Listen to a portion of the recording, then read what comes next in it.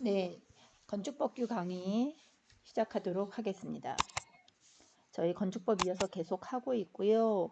오늘은 이제 6장을 하도록 하겠습니다. 6장은 출제 빈도하고 실무 쓴 중요도가 지금 5점 척도에서 4점 정도 주고 있는 거여서 보통 정도 이상의 중요도를 가지고 있습니다. 특히 본 내용에서는 건축법 이외에 관련법이죠. 건축 관련 법 중에 국토의 계획 및 이용에 관한 법률 국계법의 일부 내용이 연결되어 있어서 그 부분을 참고로 볼 거고요. 본 동영상에서는 아마 6의 1부터 시작해서 요 6의 6까지를 하고 나머지 요 뒤에 내용은 조금 내용이 많고 중요해서 동영상을 나누어서 진행하도록 하겠습니다. 자, 앞에서 말씀드린 것처럼 6장의 내용은 국토의 계획 및 이용에 관한 법률과 연결되어 있습니다. 과거에 저희가 건축법, 국토의 계획 및 이용에 관한 법률이 나오기 전에 건축법에 이 내용이 다 있었거든요. 그러다 보니까 6장이 건축법의 6장에 여전히 차지하고 있고 그 중에 국계법 내용으로 일부 빠져나가긴 했으나 같이 보는 게 좋습니다. 그래서 저희 책에도 이 참고 자료가 나와 있으니 교재 책 같이 보도록 하겠습니다. 이 자료는 우리 교재 6장 앞부분에 나와 있죠. 여러분들 지금 책 보고 계시나요? 자, 6장 앞부분에 있는 내용을 같이 보도록 하겠습니다. 6장의 앞부분인데, 네, 그렇죠. 책 용도 지역 지정에 대해서 295페이지 찾으셨죠? 거기 보면 일단은 용도 지역에 대한 내용이 나와 있습니다. 책에 설명이 잠깐 되어 있고요.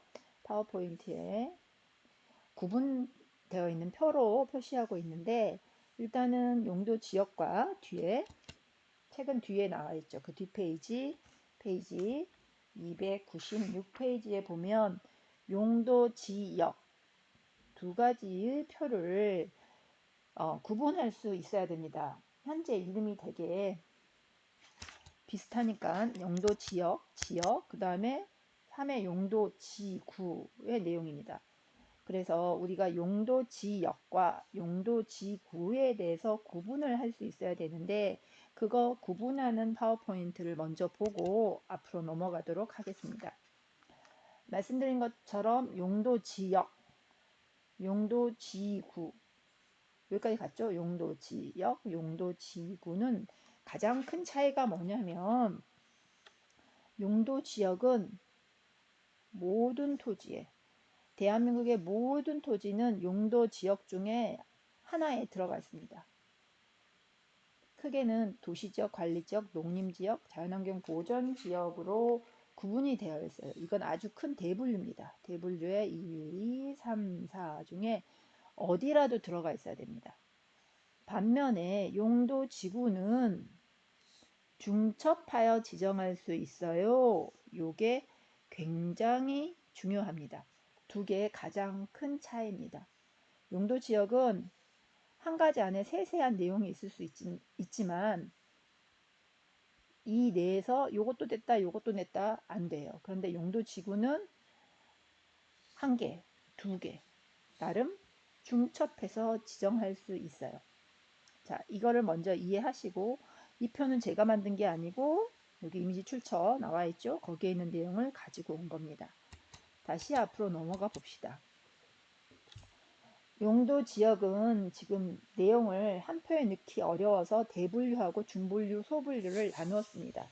대한민국의 모든 땅은 도시지역 또는 관리지역 또는 농림지역 또는 자연환경 보전지역이라는 큰 4개의 분류 안에 있습니다. 이 중에 우리가 건축가 친구들이 주로 만날 수 있는 지역은 요 안에 있습니다. 도시지역에서 활발하게 건축 활동이 일어나죠. 그리고 앞에 뭐 허가를 해야 되는 건축물 뭐 이런 거에서도 이런 내용이 조금 나와 있었습니다. 그리고 그렇다 보니까 우리가 익숙하게 듣는 주거지역, 상업지역, 공업지역 녹지지역 역시 녹지지역이 헷갈리겠지만 도시지역입니다. 녹지지역도 도시지역 내 녹지지역입니다. 헷갈리는 것들이 농림지역, 도시지역 또는 여기에 보존관리지역, 생산관리지역, 계획관리지역과 녹지지역이 있으면 꼭 녹지지역이 더 자연환경 보존지역인 것처럼 혼동을 하는 친구들이 있는데 우리가 주로 보는 주거상업공업 녹지지역은 모두 큰 대분류 1에 해당하는 도시지역에 해당이 됩니다. 요거는 상식이니까요. 머릿속에다 넣어주세요. 건축과 학생들은 이 정도는 대한민국의 모든 땅은 크게 도시, 관리, 농림, 자연환경 보존지역으로 나눈다. 그런데 우리가 주로 활동하는 거에는 요 안에서 분류가 되어 있다. 이거에 대한 자세한 설명들은 이렇게 나와 있는데 일단 뒤표를 보고 또 정리해서 읽어보도록 하겠습니다. 자, 헷갈리시지 말고 제가 가, 나, 다, 라 요거는 앞에 대분류에 모두 1번 무슨 지역? 그렇죠. 도시지역에 해당하는 내용입니다. 책 보시죠. 책 295페이지하고 지금 296페이지를 비교해 보시기 바랍니다. 다시 앞으로 넘어가 볼까요? 도시지역 대분류 중에 주거, 상업, 공업, 녹지지역이 나누어져 있는데 그 안에 다시 주거, 상업, 공업, 녹지지역을 또 세 분류로 나누고 있습니다. 크게 나눈 거, 그 다음에 중분류, 이거를 만약에 소분류라고 한다면 이렇게 나눠져 있고 그 안에 또 1종 전형, 2종 전형 주거지역이 나눠져 있습니다. 되셨죠? 여러 차례 강조합니다. 왜냐면 이거는 이제 건축과 다니다 보면 상식이 돼요. 우리는 주로 도시지역에 있는 요 4개를 가지고 이야기하고 그 중에 여기 무슨 주거지역인데 여러분 과제할 때도 그런 거 있잖아요. 주거지역이다가 아니라 일정 전형 주거지역이다. 아니면 제3종 일반 주거지역이다 라고 구획이 되어 있습니다. 그냥 주거지역이 아니고 보시면 주거지역은 전용으로 쓰느냐 일반 보통 평균 뭐 이렇게 해서 일반 주거지역이냐 준주거지역이냐 주거지역에 준하느냐에 따라서 세 가지로 나누고 그거를 다시 전용주역은 1종 전용 주거냐 2종 전용 주거냐 이렇게 나눠지고 일반 주거지역도 1, 2, 3종으로 각각 나누어져 있었습니다. 자, 주거성이 가장 중요한 거 이렇게 큰 거 전용 1종 단독주택 중심의 주거환경부 공동주택 중심 저층, 중층, 중고층 이게 더 쾌적하고 낮은 건물 이쪽으로 갈수록 조금 도심이 과밀화되는 주거지역이라고 생각하시면 되겠습니다. 이게 주거지역에 대한 거고요. 제일 복잡하네요. 상업지역은 세세분류까지 가지 않고 중심상업지역, 일반상업지역, 근린상업지역, 유통상업지역으로 구분이 됩니다. 요거는 상식선이니까 이 표는 시험에 나와요 안 나와요를 떠나서 건축가로서 활동을 하려면 기본 암기하셔야 됩니다. 암기라는 표현이 그렇지만 당연히 알아야 될 내용입니다. 공업지역은 전형공업, 일반공업, 중공업 여기 주거하고 같이요. 전형주거, 일반주거, 준주거 그런데 주거가 훨씬 더 다양하게 쓰여지니까 이걸 다시 전형주거는 1, 2종 일반은 1, 2, 3 이렇게 나누었습니다. 요거 기억하기는 쉽죠. 녹지지역은 보존 녹지지역, 생산 녹지지역, 자연 녹지지역 이로 나누고 있습니다. 내용을 읽어보시면 보존해야 된다. 생산, 농업적 생산, 자연 녹지, 자연 상태, 제한적 개발이 허용되는 지역 이렇게 되어 있죠. 자, 요때 우리 보존 녹지 지역, 생산 녹지 지역, 자연 녹지 지역과 헷갈리는 게 여기 있습니다. 보존 관리 지역, 생산 관리 지역, 계획 관리 지역은 대분류 2번에 들어가는 관리지역을 보전 생산 계획으로 나누는 거고요. 요 녹지지역 안에 있는 것들은 요거랑은 전혀 다르죠. 대분류 자체가 다르기 때문에 요 내용은 알고 있어야 나중에 실무 상식, 그래서 여기는 앞에 붙는 게 똑같이 여기 처음엔 똑같아요. 보존 녹지지역, 생산 녹지지역, 그 다음에 나오는 게 자연 녹지지역입니다. 그래서 요거는 조금 헷갈릴 수 있으니까 구분해서 들었으면 좋겠습니다. 자, 이 뒤에 세세한 설명은 읽어보시는 것도 돼 있고 나중에 용적률 건폐율을 보면서 이 지역의 특성이 어떻겠구나, 건폐율은 이 정도에 용적률 이 정도, 그걸 같이 지정 목적하고 같이 보시면 더 도움이 될 거예요. 자, 앞에서 한 게 용도 지역이었어요. 대한민국의 모든 땅은 여기 중에 하나로 다 지정이 되어 있습니다. 용도 지역이었고요. 용도 지구는 책에 있는 내용을 한번 읽어볼까요? 책 어디를 읽어보냐면 페이지 297페이지에 보면 여기서 보이는 표 위에 설명이 나와 있어요.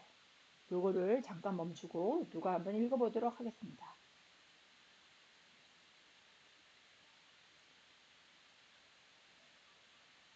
네. 시군구의 조례로 정하게 된다라고 해서 일단 경관지구는 말 그대로 경관을 따지죠. 요새는 뭘 보면 맨날 뷰라고 하는데 조망 뷰. 넌 경관을 중요시하는 거냐, 방제를 좀 고민하는 거냐, 아니면 뭔가 보존 보호해야 되는 거냐, 아니면 취락사업, 취락정비 뭐 이런 거에 관련이 돼 있냐, 아니면 개발진흥에 대해서 관련되는 거냐로 나누어져 있고요. 이 안에 자연경관이냐, 시가지경관이냐, 특화경관이냐 이런 내용은 세세하게 많이 있습니다. 이거는 사실은 시험보다는 어떻게 보면 실무에 나가게 되면 그 지역, 내가 건물을 짓고자 하는 그 지자체의 조례, 지자체의 어떤 규정, 지정에 의해서 이 내용이 따라오는 거고, 그때 세세하게 이거에 따라서 협조받고 심의받고 하는 절차가 달라집니다. 그래서 그거는 시험보다는 실무를 위해서 이런 게 있다, 그리고 향후에 실제 실무에 접했을 때는 찾아볼 수 있을 정도로 우리 수업에서는 알고 가면 되겠습니다. 요 내용, 그래서 주거지역 내 무슨 고도지구가 겹쳐서 중첩으로 될 수 있다라는 그림이었고요. 자, 이거는 참고자료 6장을 배우기 위해서 국계법에 나와 있는 기본 내용은 우리가 살펴봤고요. 이제 다시 건축법으로 돌아오겠습니다. 건축법 6의 1, 대지가 지역지구 또는 구역에 걸치는 경우에 좋지. 이것도 멈추고 한번 읽어보도록 하겠습니다.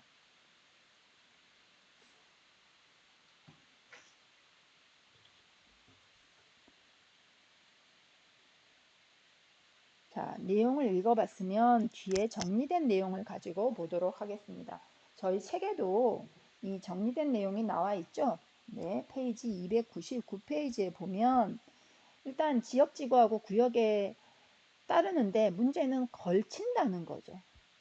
걸치면 어떻게 하냐? 원칙은 과반, 대지의 반 이상이 속하는 쪽을 따라가면 된다. 간단하네요. 우리 반올림 하는 것처럼. 단, 특수한 경우가 있습니다.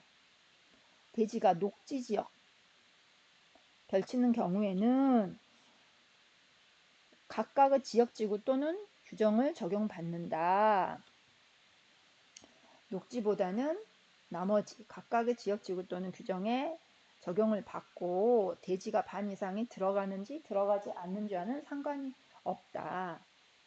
단 예외로 녹지지역 안의 건축물이 방화지구에 걸치는 경우에는, 방화지구가 조금 중요하잖아요. 화재에 대한 거, 재난재해, 화재에 대한 부분이니까 요 방화지구에 따라간다.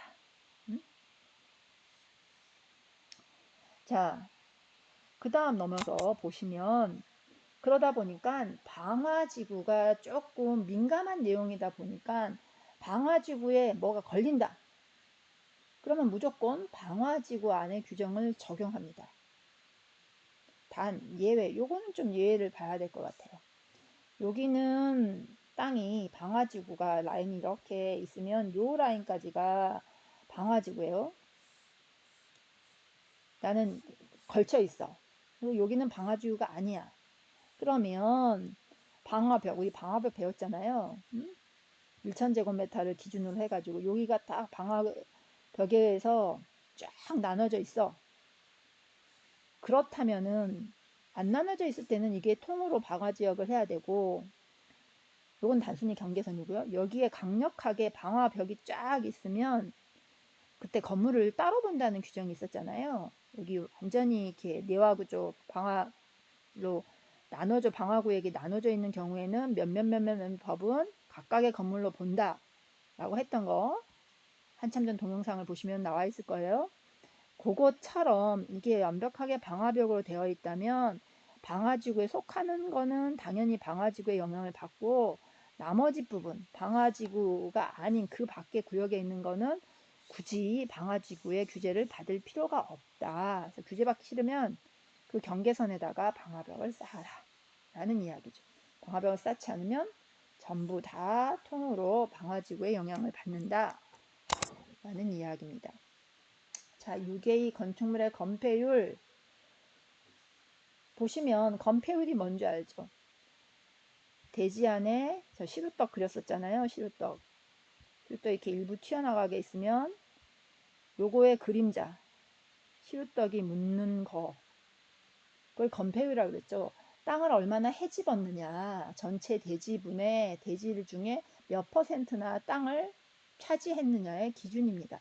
그런데 건축법을 보면 대지 면적에 대한 건축 면적의 비율을 최대 한도는 어디서 정한다? 국계법에 따른 기준에 따른다.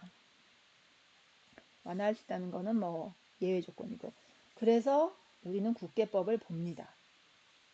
한번 봐보면 용도지역의 건폐율에 대해서 요 규정 꼭 알아야 된다고 했잖아요. 도시지역, 관리지역, 농림지역, 자연환경 보존지역에 대해서 그 안에 있는 세부에 대해서 이렇게 70, 90, 70, 20 이렇게 나눕니다. 관리지역에 대해서도 나눕니다. 그런데 농림지역 20, 자연보조지역에 나누는데 그 다음 단계 주거지역의 세세한 내용은 다시 국계법 시행령에서 다시 세분화해서 한도를 정하면서 뭐라고 말하냐? 시군구 정하는 비율을 조례가 정하는 비율을 초과해서는 아니 된다라고 세세한 내용은 다시 시행령에서 한도를 정하고 디테일한 내용은 조례에서 정합니다. 결국 여러분이 실무에 나가서 뭔가 일을 할 때는 반드시 해당 자치단체의 조례를 확인해야 됩니다. 건폐율 보실 때요. 시험은 어떻게 나오냐? 시험은 해당 시군 조례를 전부 볼 수 없기 때문에 원법의 내용을 가지고 시험은 나옵니다. 두 개를 좀 분류해서 보실 필요가 있고요. 시험을 위해서는 이 치수를 큰 거 정도는 기억해야 된다. 그런데 실무는 반드시 해당 지자체의 조례를 확인해야 됩니다. 기말과제 할 때도 조례를 좀 찾아서 보여주셨으면 좋겠습니다. 표를 쭉 정리했어요. 지금 사실은 요거에 대한 내용은 세세로 넘어가기 전까지 요거에 대한 내용은 국계법에서 법에서 정하고 있고요. 여기에 나오는 세세한 내용은 국계법 시행령에서 정하고 있는 내용입니다. 원법의 내용을 하나의 표로 정리하면 이렇게 딱 정리가 되는데, 이걸 다 외운다기보다는 앞에서 제가 말씀드렸던 것처럼 지역의 특성을 요 건폐율을 보면서 이해할 수 있다. 건폐율이라는 게 대지 면적에 대해서 땅을 얼마나 우리가 헤집었느냐, 차지했느냐, 건축 면적의 비율이니. 자, 보십시다. 상업지역 90 제일 높은 거. 아, 여기는 조금 땅을 많이 이용해도 되는구나. 건축 면적이 90이니까. 그 다음은 주거 공업.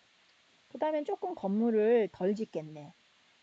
녹지지역 20밖에 안 돼. 와, 여기는 건물은 조그맣게 짓고 땅이 널널하게 녹지가 많겠구나. 요거랑 비슷하게 관리지역 이렇게 되는데, 계획관리지역은 조금 더 땅을 써도 되네. 농림 자연환경보존지역은 20이다. 20이라고 하는 거는 굉장히 녹지가 많겠구나. 건물보다는 땅을 많이 두라는 게 요 20이구나. 그러면 요런 특성, 이름을 가지고 있는 거는 목적은 조금씩 다를 수 있지만 땅을 좀 많이 남겨라 라는 거고, 상업지역, 공업지역, 주거지역 이렇게 건폐율이 100이 제일 큰 거잖아요. 100평 중에 90평을 땅을 다 쓸 수 있는 거는 녹지보다는 건축물이 조금 많이 차지하겠구나 라고 생각하시면 됩니다. 그런데 사실은 주거지역의 70%라는 거에 세세한 내용을 보면 전용주거에는 50이고요. 일반 주거 중에 60과 50이 있습니다. 준주거만 70이다. 상업지역의 90도 보시면 어디가 90이에요? 중심상업, 상업 중점적으로 하는데 일반 상업은 좀 내려가네요. 유통상업과 일반 상업은 같고 근린상업 조금 내려가고, 공업지역은 대부분 70이고 다 70이네요. 녹지는 다 20이다. 이건 시험용이라고 그랬어요. 실무에서는 조례에서 이 최대치 안에 각각 다시 확인해 보셔야 됩니다. 자, 이렇게 기억을 하시고 뒤에 용적률도 마찬가지입니다. 용적률도 건축법에서 국계법으로 넘어가게 되고, 국계법에서는 세세부 전에 앞단의 것들의 한계, 최대치를 정하고 시군 조례로 넘깁니다. 자, 요거 표로 정리했으니까 표로 같이 보세요. 국계법 시행령에 다시 세세부는 얼마에서 얼마, 얼마에서 얼마로 정합니다. 최저와 최대를 나누고 조례로 다시 넘깁니다. 해서 이거를 일일이 다 보기는 어렵고요. 요 표를 가지고 전체를 건폐율하고 마찬가지로 보면 좋습니다. 자, 용적률은 건폐율하고 달리 100% 이상 갈 수 있죠. 우리나라의 지역지구 중에 건물을 가장 높이 빽빽하게 지을 수 있는 데는 상업지역입니다. 뭘 보고 한다? 용적률이 1500입니다. 상대적으로 가장 낮은 거는 관리지역, 농림지역, 자연환경보존지역은 계획관리만 100이고 나머지는 다 그 이하입니다. 건물을 높이, 연면적을 다 더해도 땅 면적 이상으로 갈 수 없어요. 도시지역만 조금 땅 면적보다 위로 많이 짓는다는 거니까요. 그게 도시예요. 그러면 녹지지역은 땅 면적만큼 지상층을 올려라. 그런데 보존 녹지는 80, 나머지 100. 보십시다. 전용 주거는 100에서 150 안에 있네요. 일반 주거는 100부터 시작해서 300까지 있네요. 3종으로 갈수록 더 과밀해지는 거네요. 준주거지역은 정말 과밀하고. 자, 봅시다. 상업지역. 1500 중에 제일 센 거, 그래요. 건폐율하고 마찬가지 중심 상업지역이 제일 세고, 그 다음에 일반, 그 다음에 유통. 이렇게 됩니다. 이 순서 정도를, 어디가 더 도심화가 과밀해서 건물이 많이 올라갈 수 있는 땅이구나. 이 정도로 기억하시면 좋을 것 같습니다. 자, 분할 제한은 요 숫자를 기억하시면 될 것 같고요. 왜 필요하냐? 땅을 너무 조그맣게 나누면 각각의 쓸모가 없어질 수 있어서 최소 땅을 쓰더라도 요 면적 이상은 써라. 너무 잘게 나누지 말아라. 해서 제일 작은 게 주거 60, 녹지 200입니다. 이렇게 기억하시면 되고요. 그래서 비교하기 좋게 이렇게 면적 비례로 보니까 주거가 요만하면 상업공업은 요만하고 녹지는 이만큼. 이런 관련성이 있습니다. 자, 대지안의 공지 좀 중요해요. 대지안의 공지는 여러분 기말과제 할 때 꼭 체크하셔야 될 건데, 말 그대로 대지안에 건물이 있으면 건물 외에 어떤 공지가 있어야 된다 라는 내용이고요. 자, 별표 2의 내용을 보시면 숫자를 외워야 됩니다. 건축 조례에서 직접적으로 딱 건폐율 용적률하고 마찬가지로 정하는데 여기서는 범위를 정하는 거죠. 그래서 숫자 1.5에서 6, 3m에서 6, 1.5에서 6, 3m에서 6, 3m에서 6. 자, 이때 3m에서 6 가장 많이 보는 것들이 요거 공동주택. 아파트는 대지안의 공지가 6m 이하, 2m부터 6m인데 서울 같은 대도심은 당연히 6m입니다. 그러니까 내가 공동주택을 5층 이상으로 딱 해버리는 순간 내 담장에서부터 건축물까지가 나무 6m 정도 띄어야 됩니다. 그래서 작은 규모는 할 수가 없죠. 그래서 상대적으로 그렇다 보니까 아파트는 동에서 떨어져 있는 거리가 있어서 더 쾌적해 하는 거죠. 연립주택 2에서 5, 다세대주택 1에서 4. 요 정도는 숫자를 기억해 주십시오. 그리고 요거는 기말과제 때 내 건물의 배치도에 대지안의 공제가 얼마 있고 그거는 조례를 찾아보니까 이렇게 정해져 있더라를 반드시 한번 체크해 가지고 발표해 주시기 바랍니다. 인접 대지 경계선으로부터 건축물까지 띄어야 되는 거리, 아니 앞에는 뭐였어요? 건축선으로부터 건축물까지 띄어야 되는 거리, 건축선이요. 건축선은 원래 도로와 대지와의 경계선으로 한다가 원칙이었고 건물을 지을 수 있는 최대 한도였잖아요. 이건 건축선에 대한 이야기고 이거는 인접대지 경계선에 대한 이야기입니다. 대충 치수, 이것도 마찬가지로 공동주택, 나머지 치수도 보지만 공동주택에 대한 거를 같이 인접대지 경계선, 건축선 비교해 볼까요? 건축선. 요 두 개를 구분해서 기억해 주시기 바랍니다.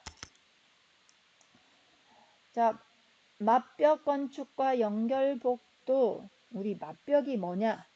여기 누가 한번 멈추고 읽어보도록 하겠습니다.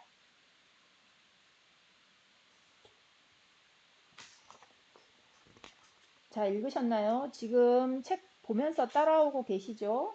6의6 맞벽 건축에 대한 거를 읽어봤습니다. 맞벽은 말 그대로 벽이 맞닿았을 것 같은데 법에서 보면 대제 경계선으로부터 50cm 이내인 경우를 말한다. 해서 대지 경계선에서 50cm 이내를 우리는 맞벽이라고 하고요. 이거는 우리나라 사진은 아니고 이렇게 맞벽이 쭉 나와 있는 해외 사진을 가져온 것입니다. 우리나라는 특별한 지역에만 맞벽으로 건축하는 경우가 있습니다. 이게 뭐냐면 대지안의 공지 뭐 이런 것들을 적용할 때 대통령으로 정하는 지역에서는 맞벽을 하는 경우가 있는데 이때 대지안의 공지를 띄세요. 뭐 건축선부터 띄세요 라는 걸 하게 되면은 이런 건물을 지을 수 없죠. 그래서 예외 규정으로 놓아둔 겁니다. 그 다음에 이 이제 맞벽이랑 연결벽도 연결 통로에 대한 거를 대통령령으로 정한다고 했는데 그거를 좀 봐야 될 것 같고요. 아, 요게 있네요. 대통령령으로 정하는 지역이라 하면 맞벽 건축을 우리나라는 다 일반적으로 하지 않아요. 일반적으로 우리는 공지를 둬야 돼요. 앞에서 한 것처럼 임대대지 경계선에서도 얼마 띄어야 되고 건축선에서도 얼마 띄어야 되고 띄는 걸 원칙으로 하는데 예외적으로 맞벽 건축이나 연결을 할 수 있는 거는 상업, 주거 또는 허가권자 높은 사람이 조례로 정하는 거나 건축협정구역이라는 특별한 지역에서만 가능합니다. 상업지역에 단서가 있고요. 주거지역에서는 당연히 서로 인정, 그러니까 협의를 해야 가까이 붙여서 되는 거죠. 그렇죠? 다중이용 건축물은 이 자동식 소화 설비를 하는 걸로 한정한다. 라는 이야기고요. 자, 그랬을 때 맞벽에 대한 기준은 당연히 내화 구조이고 불연 재료입니다.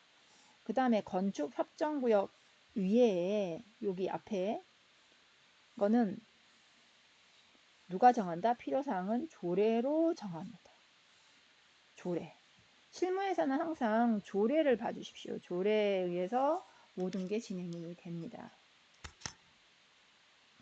자, 이제 맞벽을 어느 지역에 할 수 있는지 앞에 상업지역, 주거지역, 그리고 조례로 정하는 거, 협정구역 뭐 이런 데서 할 수 있었는데 그러면 그 모양은 기준은 어떻게 되냐? 요거 했었잖아요. 내화구조, 불연재료. 그 다음에 밀폐된 구조는 10분의 1 환기창. 우리 맨날 했었잖아요. 20분의 1 환기창, 10분의 1 채광창. 근데 10분의 1 이상의 창문을 설치하고 너비 각각 5m 이상일 것. 앞에 기준. 복도 또는 연결부에 방화 셔터나 방화문 설치할 것. 이런 내용들이 있습니다. 그리고 이런 자격증을 가진 사람한테 안전을 확인해야 됩니다. 요거를 조금 편하게 그림으로 그려놨는데 정리하고 넘어갑시다. 맞벽 건축물 대지경계선에서 50cm 이내로 바짝 벽이 붙어버리는 경우는 상업, 주거, 조례로 정하는 거, 협정구역에서 할 수 있고 뭐 완화된 거 있고 당연히 맞벽은 방화벽이나 이런 걸로 해야 되고 건축사나 구조기술사의 안전 확인을 받아야 합니다. 연결복도나 연결통로의 모양은 어떻게 되냐? 여기 제가 법에 있는 내용을 표로 정리하고 이 표를 다시 그림으로 그려보면 주요 구조부는 당연히 내화 구조입니다. 마감은 불연재로 마감을 하고요. 밀폐됐다 그러면 벽 면적의 10분의 1 이상 되는 창문, 환기 설비하는 경우는 예외 10분의 1 이상의 환기창이 있어야 되고요. 너비와 폭은 당연히 5m 이상 좀 크죠. 돼야 되고 방화 셔터나 방화문으로 구획이 돼야 되고 뭐 이거는 패스해도 될 것 같습니다. 이게 연결봉도 또는 연결 통로의 구조입니다. 조금 빨리 진행이 된 것 같은데요. 중간중간에 법 조문은 멈춰서 한 번씩은 꼭 읽어보십시오. 그게 익숙해져야 됩니다. 그리고 시험 보는 거는 정리된 내용을 가지고 기출문제를 풀면서 계속 확인하면서 공부하면 되실 것 같습니다. 자, 수고하셨고요. 다음 동영상에서 또 뵙도록 하겠습니다.